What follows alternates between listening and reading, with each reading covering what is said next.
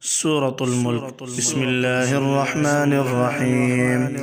تبارك الذي بيده الملك وهو على كل شيء قدير، الذي خلق الموت والحياة ليبلوكم أيكم أحسن عملا، وهو العزيز الغفور. الذي خلق 7 سماوات طباقا، ما ترى في خلق الرحمن من تفاوت، فارجع البصر هل ترى من فطور، ثم ارجع البصر كرتين ينقلب إليك البصر خاسئا وهو حسير.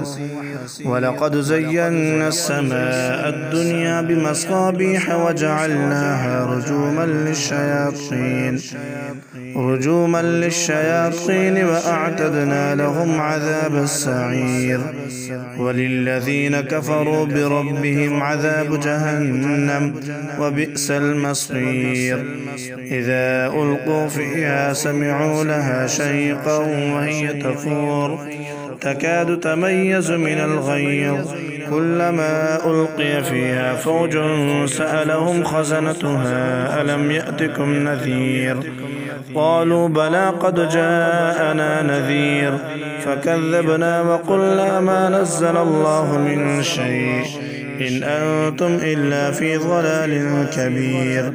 وقالوا لو كنا نسمع أو نعقل ما كنا في أصحاب السعير، فاعترفوا بذنبهم فسحقا لأصحاب السعير. إن الذين يخشون ربهم بالغيب لهم مغفرة وأجر كبير. وأسروا قولكم أو اجهروا به إنه عليم بذات الصدور. ألا يعلم من خلق وهو اللطيف الخبير. هو الذي جعل لكم الأرض ذلولا فامشوا في مناكبها وكلوا من رزقه وإليه النشور.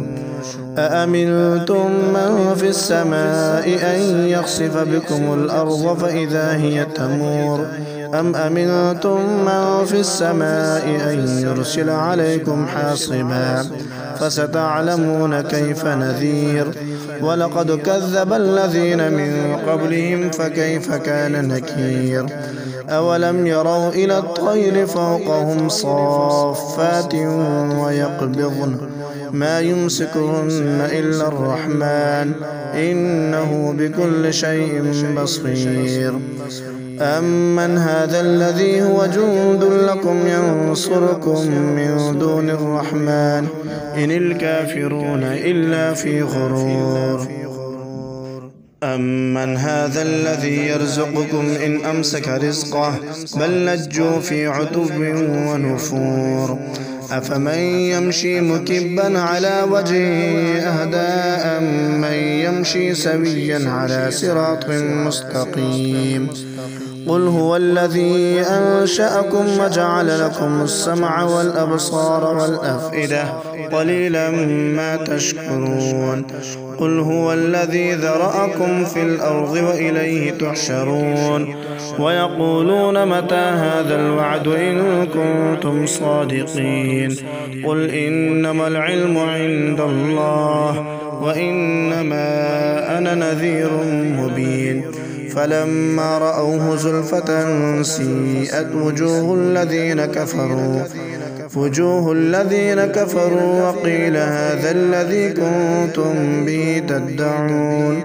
قل أرأيتم إن أهلكني الله ومن معي أو رحمنا فمن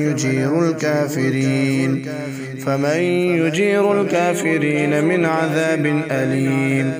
قل هو الرحمن آمنا به وعليه توكلنا فستعلمون من هو في ضلال مبين.